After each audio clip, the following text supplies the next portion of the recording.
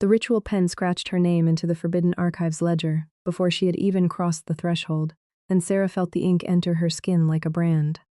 She had not been invited. She had not been summoned.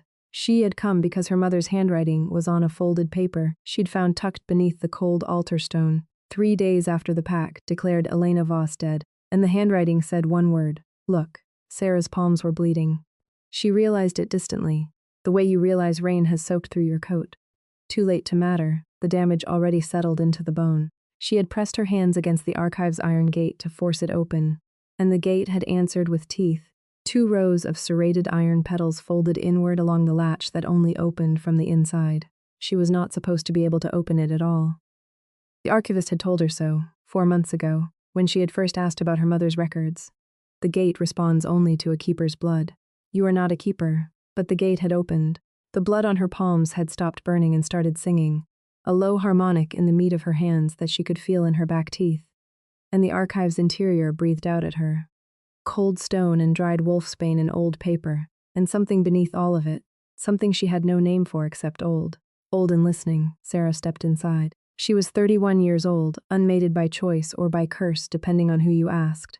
A mid-ranking Voss daughter in a pack that had spent 12 years pretending her mother had simply wandered into a forest and failed to wander back out. She had no official role. She was tolerated the way a too-smart dog is tolerated by people who are slightly afraid of it. She catalogued herbs for the pack's healer. She kept her voice below a certain volume in public spaces. She did not ask questions in rooms with more than 4 people in them. She had been asking questions alone for 6 years. The archive opened around her like a held breath released. Stone shelves carved directly from the mountain's interior, stretching back farther than any light source explained. Lanterns hung at intervals, their flames amber and absolutely still in a space with no discernible air movement.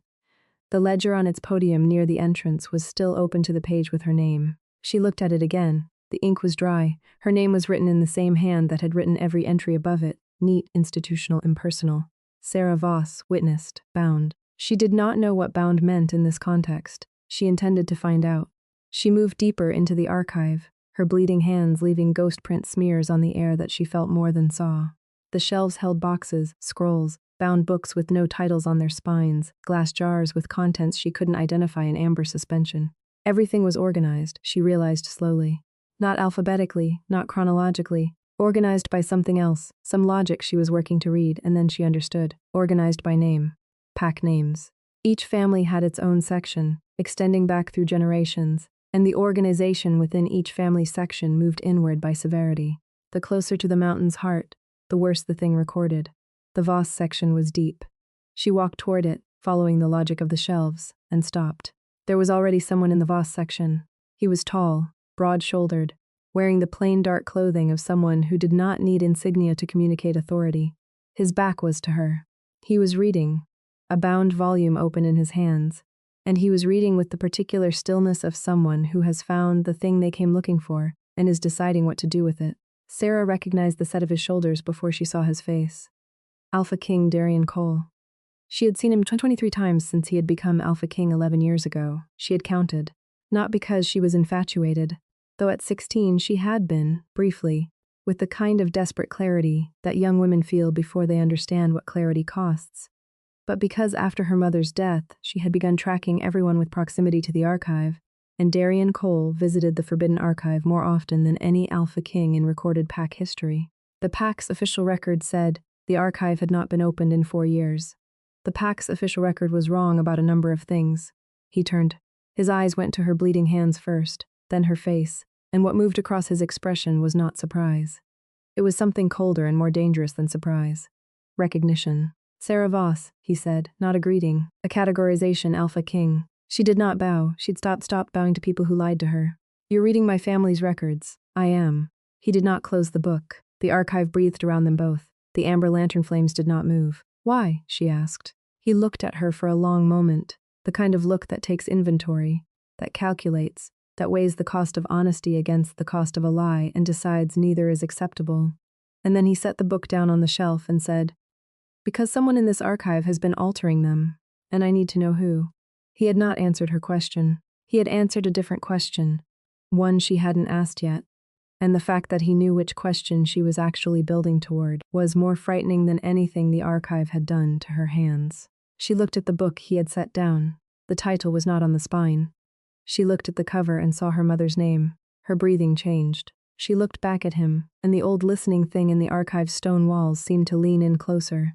And Darian Cole said, "I have been coming here every month for 4 years. The alterations are recent specific, and they point to a name I did not expect to find." "Whose name?" Sera asked. Her voice was steady. She was proud of that. He looked at her with something that might have been regret, if regret could be mixed with gravity in sufficient proportions. "Mine," he said. The lanterns burned without flickering. Outside the archive's iron gate, the pack slept on, knowing nothing. She had found her way into the most protected room in the pack's history, her hands bleeding from a gate that shouldn't have opened for her, her dead mother's name on a book that the Alpha King had just set down, and every answer she'd come for had just revealed 3 more questions beneath it, each one heavier than the last. The archive was waiting. Sera waited with it. She did not trust him. She wanted to establish that clearly, in the privacy of her own mind, before she made any decision about what to do next. The bond she'd felt at 16 had been a girl's attachment to a symbol of safety, not a real assessment of character. The man standing 6 feet from her in the forbidden archive was the same man who had signed her mother's death certificate without an investigation. The same man who had endorsed the pack's official account of Elena Voss's wandering and failing to return. The same man who had, at the formal pack convening 14 months after Elena's death, looked directly at Sera across the meeting hall and said nothing, done nothing, while the council declared Elena's personal holdings forfeit and redistributed. She had been 19 years old. She had not cried in public. She considered that the beginning of her real education. "Show me," she said, "not please." She was done with please in contexts like this one. Darian regarded her for a moment that lasted longer than it should have. The kind of moment where 2 people are deciding simultaneously whether the other is a threat or an ally, and there is no clean category available. Then he picked up the book with her mother's name on it and held it out. She crossed to him. 4 steps in the old stone corridor of the archive, the amber light making everything slightly unreal, her bleeding hands leaving no visible marks on the air now. The singing in her palms had quieted to a murmur. She took the book. It was heavier than it looked. She opened it to the first page and found the original entry. Elena Voss, born under the summer solstice moon, daughter of the old Voss line, keeper acknowledged. She had to read that twice. Keeper acknowledged. She had never heard her mother described that way. The keeper title in pack tradition was ancient, essentially ceremonial, belonging to the women who maintained the archive's records and understood its older organizational logic. Her mother had been a herbalist, an unremarkable mid-pack woman who kept a clean house and told good stories and who everyone agreed had simply, sadly, gotten lost. Keeper acknowledged. The next several pages were standard. Elena's entry into the pack's formal record, her bonding to Sera's father, the births of Elena's 3 daughters. Sera was the youngest. Then the pages shifted. She could feel it before she saw it. The same way you can feel where a seam in cloth has been cut and restitched, the slight irregularity under your fingers. Someone had removed pages. 4 of them, she estimated from the gutter. The remaining pages had been pressed flat and the binding re-glued, competently but not perfectly. The page that followed the gap had a date, 13 years ago. The entry read Lena Voss deceased. Cause wandering loss, forest exposure. Witnessed by the archivist, approved by Alpha King Darian Cole. And below that, in a different ink, she could see it, a half shade lighter than the surrounding text. A graft rather than an original. A single added line. Archive access permanently restricted. Voss family, all generations. She looked up at him. He was watching her face. That line, she said, the restriction, was not in the originals, he said. I did not write it. I did not authorize it. And my name on the approval above it has been altered. The original entry bore my name on the death record because I did sign the death certificate, which I should not have signed without investigation. And that is a different accounting than forgery. But the archive restriction and the ink alteration to suggest I had sanctioned it were added by someone with archive access after the fact. How recently? I noticed the alteration 8 months ago. The ink chemistry suggests it was done between 6 and 18 months before that. Sera did his math. The restriction on her family's archive access had been forged somewhere between 14 months and over 2 years ago. Her mother had been dead for 12 years. Someone had waited. Why would someone wait 12 years to forge an archive restriction on my family, she asked. Because something in this archive became dangerous 12 years ago, Darian said. and the person who made it dangerous had 12 years to believe they'd successfully buried it. And then a reason to believe the burial might not hold. The old listening thing in the walls pressed closer. Sera felt it in the soles of her feet, in the cartilage of her ears. What became dangerous, she said. He reached past her, close, the warmth of him reaching her before the motion, which she catalogued and set aside, and took a different volume from the shelf. This one had no name on the cover at all. He opened it to a middle section and held it toward the light. She leaned in to read. It was a ritual record. The archive held dozens of ritual records. She'd understood that from its organizational logic when she first began to read its shelves. But this was not the kind of ritual record that documented pact ceremonies or bonding rites or solstice observances. This was an older category, written in the compressed notation of the keeper tradition that she only half understood, and what she could parse from it made the singing in her palms stop entirely. The record described a ritual performed 13 years ago, 1 year before her mother's death. A ritual of binding, not between two people, but between a person and the archive itself. A keeper's binding. The kind of permanent, structural binding that made the bound person part of the archive's function. Their blood becoming the gate's blood, their knowledge becoming the archive's knowledge, their death, if it came before the binding was formally released, becoming something the archive did not and could not simply absorb. A keeper who died still bound to the archive did not pass cleanly out of the world. The ritual record named the bound keeper, Sera Voss. Sera's hands stopped bleeding. She felt it happen, the cessation, the wounds closing with a speed that had nothing to do with biology. The murmur in her palms became a chord. She understood, in the sudden comprehensive way that you understand something you have always known but never articulated, why the gate had opened for her. Not keeper's blood in descent. The binding passed through the line. She was looking at the words her mother's binding ritual had produced, and the archive was recognizing her through her mother's bones, and her dead mother had put a note under an altar stone that said, "Look." And Sera had spent 6 years asking questions alone in rooms, and everything was tipping over at once. She kept her voice level. It took significant effort. "My mother was a keeper," she said. "Yes. And she was still bound when she died." "Yes. Which means her death was not incidental. If she was bound to the archive, killing her while she was bound was an act against the archive itself. It was a ritual violation." She paused. By pact law, a ritual violation against the archive is a capital offense. Darian's expression didn't change, but something in his eyes acknowledged the weight of what she'd just said. "Yes," he said for the third time.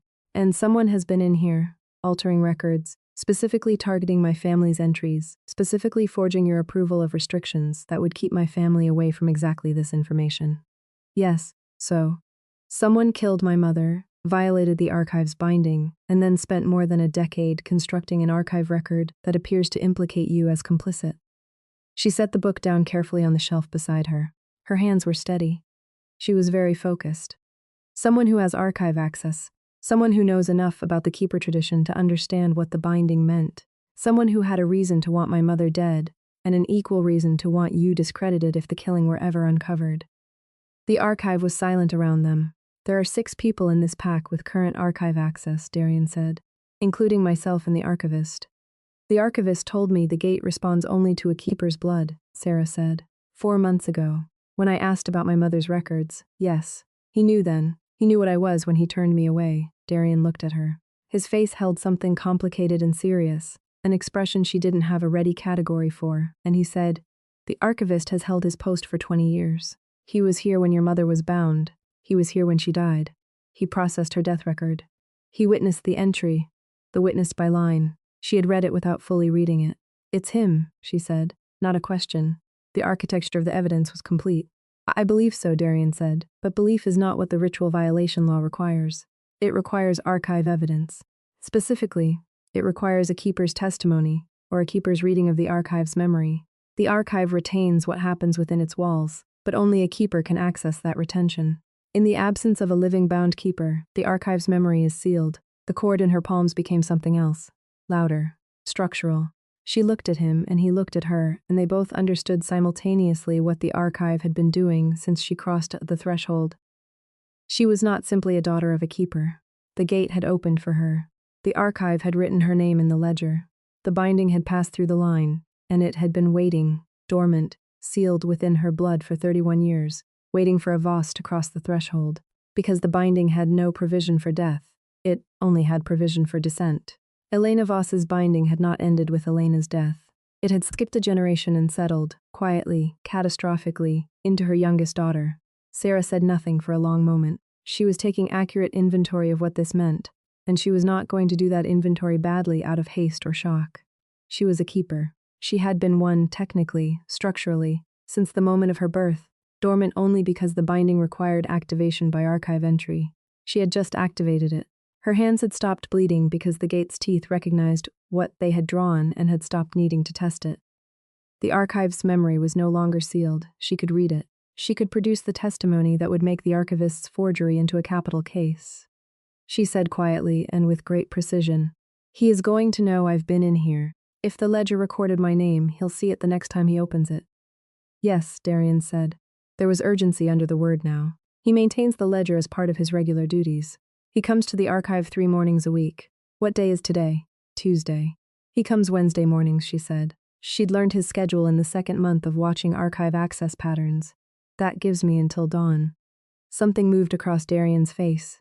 "You know his schedule." "I've been gathering information about my mother's death for 6 years.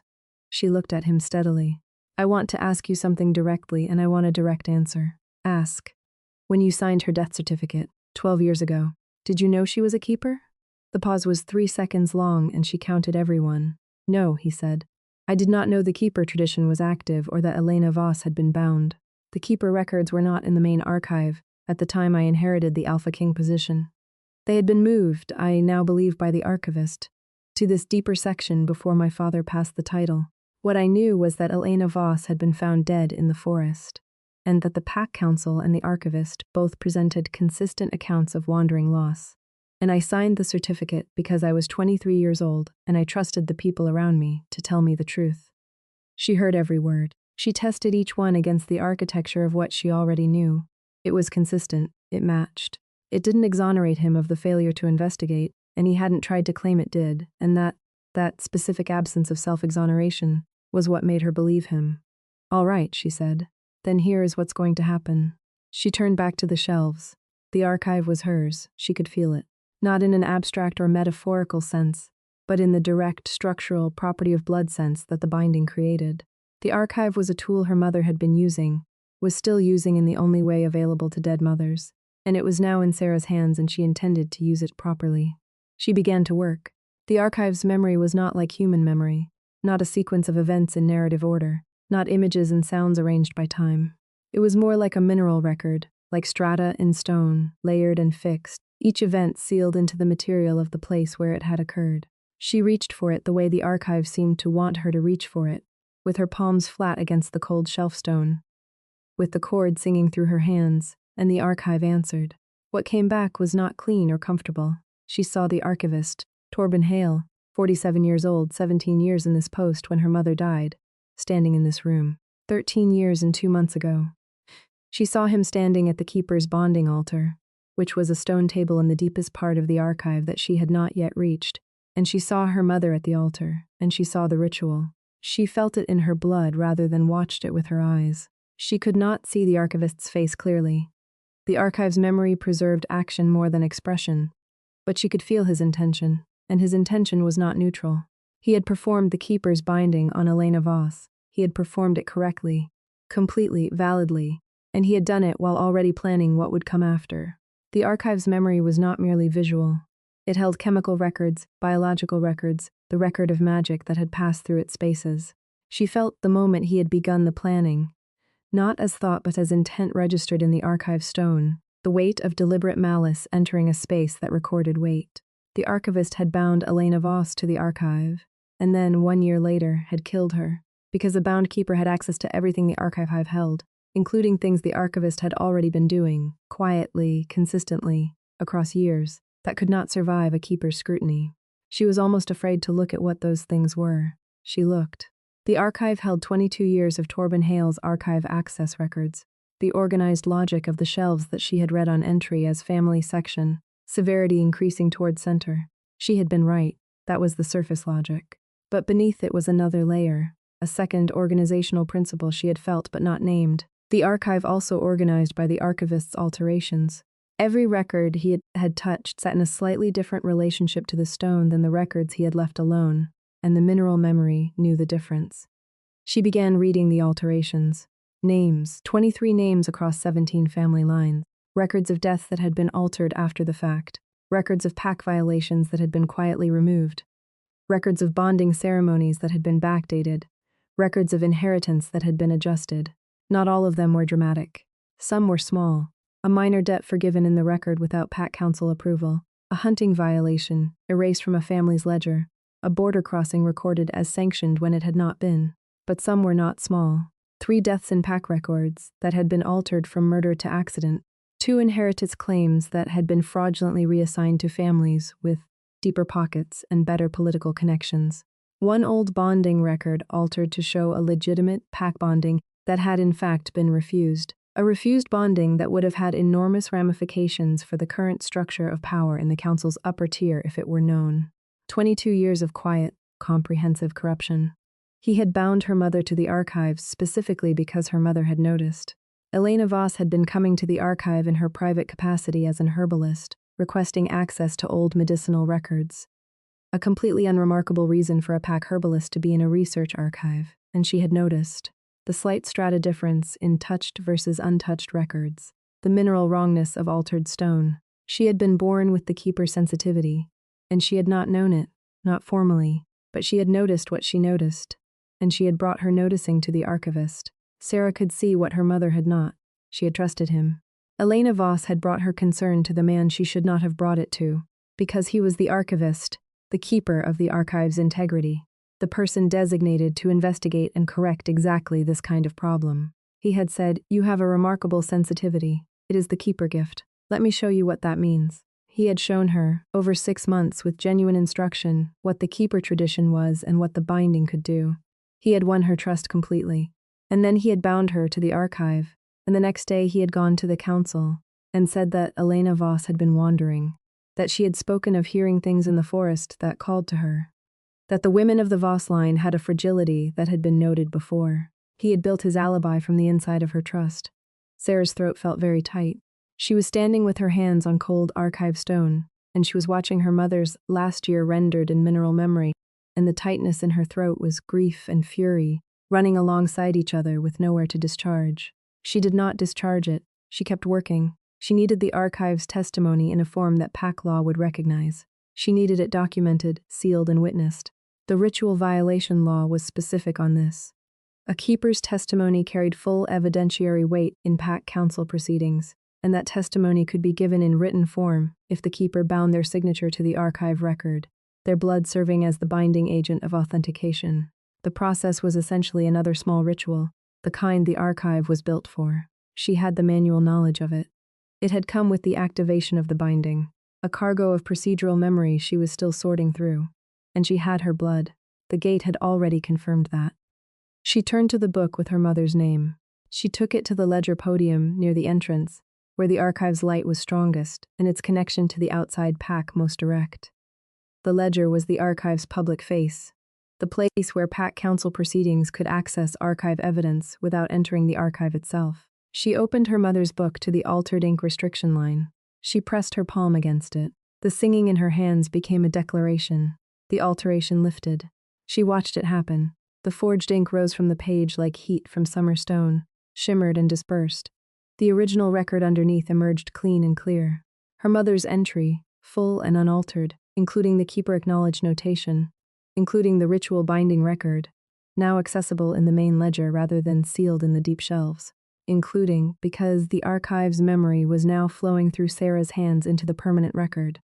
The full account of everything Torben Hale had done in its walls over 22 years. She wrote her name beneath it. Sera Voss, keeper in succession, bound and active. Witnessed by the archive's own memory, authenticated in blood. She looked up. Darian was watching her from 10 feet away with an expression she had no stored category for. She had expected him to intervene in the process, to question or qualify, or attempt to manage the nature of what she was producing. He had not said a word. He had stood at a deliberate distance, far enough to make unmistakably clear that he was not directing her, and watched. "It's done," she said. "The Pack Council can access the ledger from outside. This testimony is legally complete." She looked at him. Torben Hale needs to be arrested before he opens that ledger tomorrow morning and destroys it. Yes, Darian said. He has archive access. He can alter the ledger. Not if you've sealed it. He paused. Can you seal it? She looked at the ledger and knew, through the cargo of procedural memory, that yes, she could.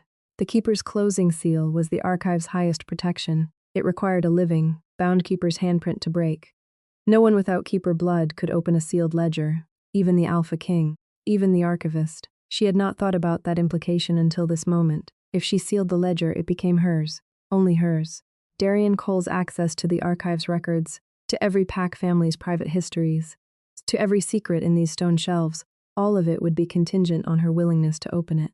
She would hold the single key to the most powerful information repository in the Pack's history. She would hold it over him, over the council, over every name and every family section of every shelf in this mountain. The archive waited, still and amber-lit. She thought about her mother standing at the altar, trusting the wrong person with her gift. She thought about the note under the altar stone. Look. She thought about 19-year-old Sera in the meeting hall, watching her mother's holdings redistributed, keeping her voice below a certain volume. She thought about what power was for. She sealed the ledger. I need to be very clear with you about something, Sera said, and her voice in the archive's quiet was steady and unhurried, and more certain than she had ever heard herself. What I have just done is produce a legal testimony that will, when the Pack Council accesses the ledger tomorrow morning, initiate proceedings against Torben Hale for ritual violation, serial record forgery, and the premeditated murder of a bound keeper. That is the testimony. It is complete and sealed, and it does not require my further participation to be legally valid. Darian nodded. His attention was fully on her. What I have also done, she continued, is seal this archive under the keeper's lock, which means that any future access to archive records, for any family, for any council matter, for any succession or bonding or death record in this Pack's ongoing history, requires my authorization. That is not an accident. That is not a side effect. That is the structural fact of what I am now, and I intend to hold it. She looked at him directly. I want you to understand that the archive seal is not a threat I am making against you personally.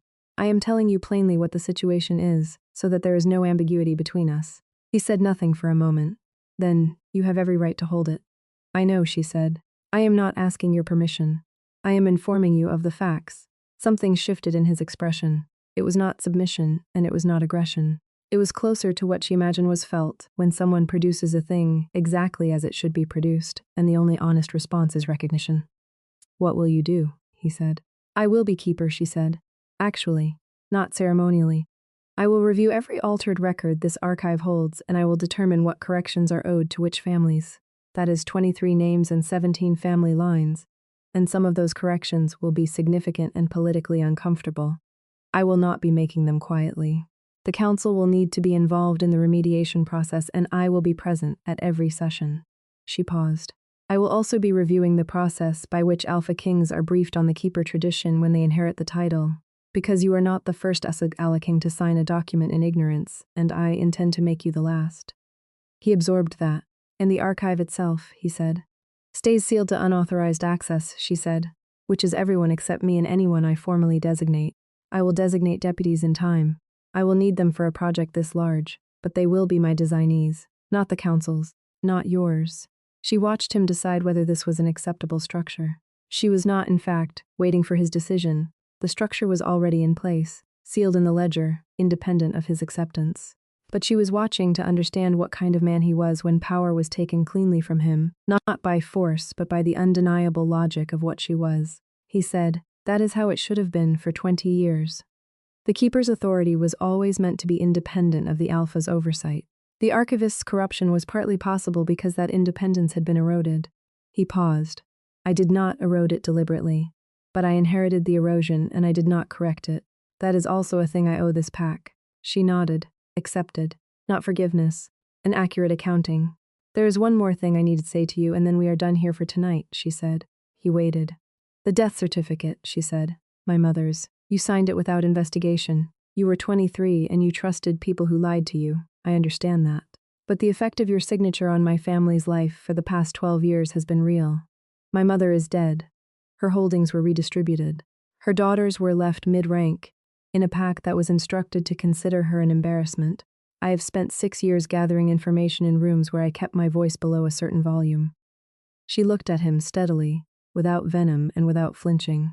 I am not forgiving you for that.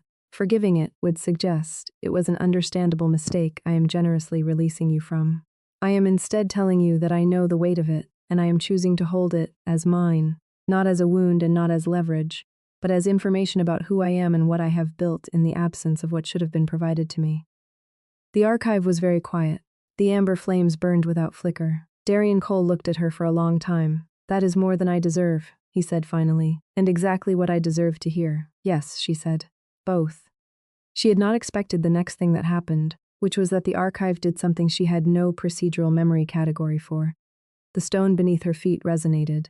Not violently, not a tremor or a quake, but a deep subsonic acknowledgement, the way a very large room changes when a door that has been sealed for years is finally opened. It moved through the soles of her feet and up through her spine and settled in her sternum, and the cord in her palms became something complete. Something that had been waiting for exactly the shape of what she had just said and done and chosen and refused. The archive recognized her, not just her blood. Her. The amber lanterns burned brighter for 3 seconds, and then returned to their usual steadiness. And Sera stood in the center of the archive's recognition and breathed. And the old listening thing in the walls was not listening anymore. It was present. It was hers, and she was its in her mother's hand. In the mineral memory was the warm thing under all the cold stone. And Sera put her sealed hand flat against the nearest shelf and stayed there for a moment that had no other purpose than simply staying. She straightened. You need to arrest Torben Hale before he comes to the archive in the morning, she said. The testimony in the ledger is sealed and complete, but you will still need him in custody before council proceedings can begin. The arrest authority is yours. The evidence is mine. I'll have him in custody before dawn, Darian said. Good. She moved toward the iron gate. Her hands had healed cleanly, she noticed. Not scarred, not rough, just healed. The way a wound heals when the body decides it is no longer a wound but a threshold crossed. She paused at the gate, her hand on the now smooth latch. The council will want to begin proceedings quickly. They will want to control the narrative of how the forgeries were discovered. They will suggest that the discovery was collaborative, that the Alpha King and a mid-rank Voss daughter investigated together and reached conclusions together. She looked back at him. I want it recorded accurately. I found my way into this archive alone, through my mother's gate, following my mother's instruction. The evidence is the archive's memory, accessed by the keeper. Your role is that you were already here and did not obstruct me. He held her gaze. That is accurate. Good, she said. Then that is how it will be recorded. She pressed the gate, and it opened smoothly now. No teeth. Just iron moving on well-maintained hinges. The archive releasing her into the mountain passage beyond, with the quiet of a thing that knows she will be back. Outside the passage was stone dark, the faint smell of night air filtering in from the pack's upper grounds. Tuesday night. The Tsai sleeping. Torben Hale in his quarters 3 buildings from the archive. Not yet aware that the gate had opened for a Voss blood. Not yet aware that the ledger held his 22 years in mineral clarity. By morning, he would be in custody. By the time the council convened, the sealed ledger would have been accessed through the formal protocol, and the testimony would be public, and Torben Hale would have no version of events to offer, that the archive's own memory would not simply contradict. 23 corrected records, 17 family lines, 3 murder cases reopened, her mother's keeper status formally restored, which meant retroactively that the forfeiture of Elena Voss's holdings 12 years ago had been procedurally invalid. Keeper holdings had a specific protected status in pack law, which meant that Sera and her sisters had a restitution clause that the council could not refuse without simultaneously refusing to acknowledge the archive's testimony in the prosecution of Torben Hale. The council would have to choose between accepting the archive's authority and accepting all of its consequences, or rejecting it and losing the prosecution entirely. The council would accept the authority. They always did, when there was no other viable option. She had not planned this. 6 years of information gathering in rooms where she kept her voice low had not produced a plan, because she had not known what the archive held or what she was. But the shape of it had produced a capability. The ability to read an evidentiary architecture clearly. The ability to determine what was complete and what was missing. The ability to produce the testimony that the law required in exactly the form the law would recognize. And that capability, combined with her mother's note and a gate that opened for Keeper's blood and an archive that had been waiting 31 years for someone to come and ask it what it knew, had produced this. She had found her way in alone. She would find her way forward from here on the same basis. The archive's stone was cold against the back of her hand as she stepped fully through the gate and into the passage, and it remained cold for exactly the length of a goodbye. And then the gate closed behind her, and the cord in her palms was warm and steady and entirely her own. She walked toward the pack's upper grounds. Ahead, the sky was beginning to lighten at its lowest edge, not dawn yet, but the hour before dawn, the dark softening by degrees, the first birds deciding it was time. She would not sleep tonight. She had too much to organize. She needed to review the council's meeting schedule and determine the correct protocol for presenting sealed archive testimony. She needed to contact her sisters before the arrest became PACA knowledge. She needed to begin the mental work of cataloging 22 years of the archivist's alterations in the order most useful for council proceedings. She needed also to spend some time with what the archive had shown her of her mother. Not the procedural parts. Not the mineral record of the binding or the death. The other things. Sera Voss at the archive's deeper shelves, reading with the absorbed attention of someone who had finally found the library she was built for. Sera Voss's hand in the old records, careful and curious. Sera Voss with the keeper's sensitivity she had not known to name, noticing the difference between touched and untouched stone, bringing her noticing forward with the trust of someone who believed that institutions were made of the people who built them, and the people who built them could be asked to do better. That trust had killed her. Sera did not share it, and she did not judge her mother for having had it. They were different women in different circumstances, and Elena had built what she could build and had put a note under a stone for the daughter she knew would come asking. And Sera had come asking, and here they both were in the only way they could be here together. She walked through the pre-dawn pack grounds, the grass cold under her shoes, the sky above the mountain ridge going from black to the deep blue of the last hour before light. Somewhere in this pack, 23 names on 17th family lines had records that had been used against them, quietly, for up to 22 years. Some of those people knew something was wrong. Some had suspected. None of them had known what the archive held, because none of them had had a way in. They did now. The keeper's seal on the ledger was not a door she was closing. It was the end of the period when the archive had been accessible to the wrong people, for the wrong reasons, and inaccessible to everyone else. Going forward, it would be accessible for the right reasons to the right people, through a process she would design and maintain, and hold to a standard the archive had been built to hold. She was not a mid-rank Voss daughter, with information she gathered in rooms where she kept her voice below a certain volume. She was the keeper, active, bound, legitimate, and awake at dawn on the morning that the architecture of 22 years of quiet corruption was about to be presented to a council that would have no honest choice but to reckon with all of it. The sky above the mountain turned from deep blue to the particular pale color of a Tuesday becoming Wednesday, and Sera walked into it with her healed hands at her sides, and her mother's words still clear and specific in her mind, as clear as it had been on the folded paper under the altar stone. 3 days after the pack declared Sera Voss dead. Look. She had looked. She had kept looking through 6 years of quiet rooms and low voices, and one careful door after another, and she had found what the archive had been holding for her, and she had sealed it in her own blood and her own name, and she was done keeping her voice below a certain volume. She reached the top of the pack grounds and stopped and looked back at the mountain where the archive waited behind its healed iron gate, amber-lit and full of everything it knew. And the pre-dawn sky above the mountain had the quality of something about to change in a way that can't be changed back. And the chord in her palms rang once, clear and complete, and Sera Voss, keeper, turned toward the waiting pack and walked forward into what she had made.